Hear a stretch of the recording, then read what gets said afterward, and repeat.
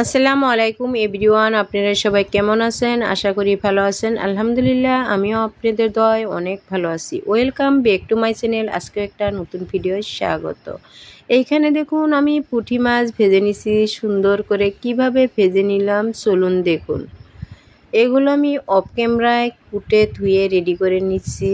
মাঝারি সাইজের পুঁটি মাছগুলো দেখুন, দেখতে অনেক সুন্দর।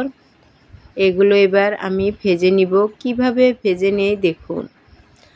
আজকের ভিডিওটি অনেক ভালো লাগবে। ভালো লাগলে লাইক কমেন্ট শেয়ার করে সাবস্ক্রাইব করে পাশে থাকবে। মরিচ গুঁড়ো, হলুদ গুঁড়ো, পরিমাণ মতো নুন সব কিছু আমি দিয়ে দিব। দেখতে থাকুন। যে প্রান্তের থেকে আমার ভিডিওটি দেখেছেন তাদের অসংখ্য ধন্যবাদ। আমার চ্যানেলে যে নতুন এসে অলরেডি সাবস্ক্রাইব করেছেন তাদেরও অসংখ্য ধন্যবাদ। সুন্দর করে দেখুন, আমি পুঁটি মাছগুলো ভেজে নিব। কিভাবে ভেজে নেই পুরো ভিডিওটি দেখুন। আমার ভিডিওর কোনো অংশ যদি একটু আপনাদের ভালো লাগে, প্রিয় ভাই ও বোনেরা, প্লিজ একটা লাইক দিয়ে দেখা শুরু দিবেন। পুঁটি মাছ খেতে কে কে ভালোবাসেন কমেন্টে জানাবেন। কমেন্ট পড়তে অনেক ভালো লাগে। আপনাদের কমেন্টে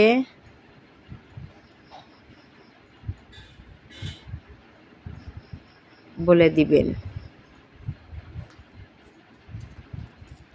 এবার আমি হাতের সাহায্যে মাখিয়ে নিছি সুন্দর করে। সর্ষের তেলও দিয়ে মাখিয়ে নিলাম। এবার ভেজে নিব। দেখুন, গ্যাসের চুলা অন করে দিয়ে আমি তাওয়াটা বসিয়ে দিব।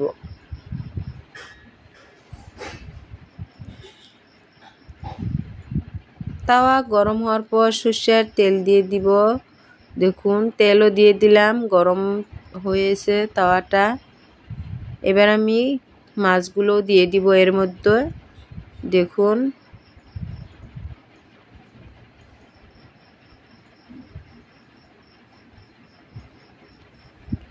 পুঁটিগুলো অসাধারণ। দেখুন, মাঝারি সাইজের পুঁটিগুলো এবার আমি দিয়ে দিলাম।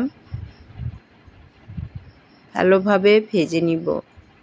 সুন্দর একটা কালার এসেছে। কালারটা অনেক চেঞ্জ হয়েছে। দেখুন, মাশাআল্লাহ, দেখতে অনেক সুন্দর, খেতেও অসাধারণ।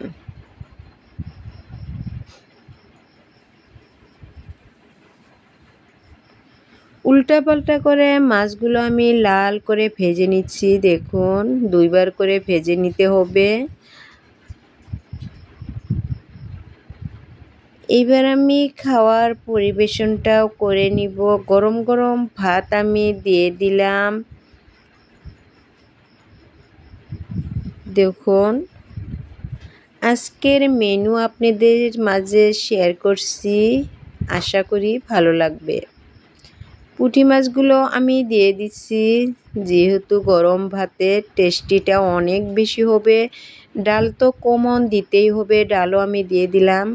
আগের থেকেই অফ ক্যামেরা আমি বাইম মাছ ভেজে নিছিলাম। বাইম মাছও দিয়ে দিব। কাঁচা লঙ্কাও দিয়ে দিলাম টেস্টির জন্য।